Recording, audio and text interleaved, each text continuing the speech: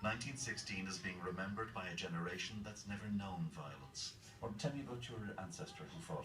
Where was he? He was a baker before the Rising, and then during the Rising he fought in Jacob's Biscuit Factory and the GPO, and after that he became a sergeant in the new Irish Army. Are you very proud of him? Yeah. The rebels included poets, Gaelic language activists, revolutionary socialists. They fought against overwhelming odds. They lost, but shocked the British Empire. What happened in 1916 raised fundamental questions about the long-term viability of the British Empire.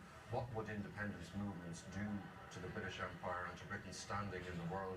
Could they resist this idea of self-determination for small nations, which was what the First World War was supposed to be fought for? The revolution might have flickered out were it not for the executions of its leaders here at Kilmainham and other prisons. The shootings of Patrick Pearse and the Edinburgh-born James Connolly, among others, helped galvanise public opinion against Britain. In the wake of the executions, the poet William Butler Yeats, who'd opposed violent revolution, wrote, "All is changed, changed utterly, a terrible beauty is born." Yeats recognised that this was the defining moment in the relationship between Britain and Ireland. But the narrative of glorious revolution worries some.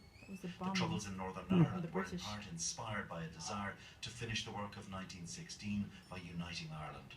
And dissident Republicans are still killing.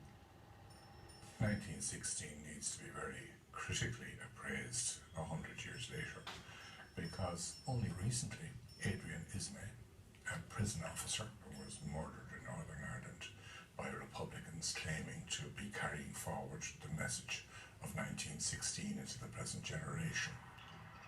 The dead included over 250 civilians and British and Irish soldiers who died fighting the rebels. It is a story of national resurrection in the long shadow of violence. Fergal Keane, BBC News.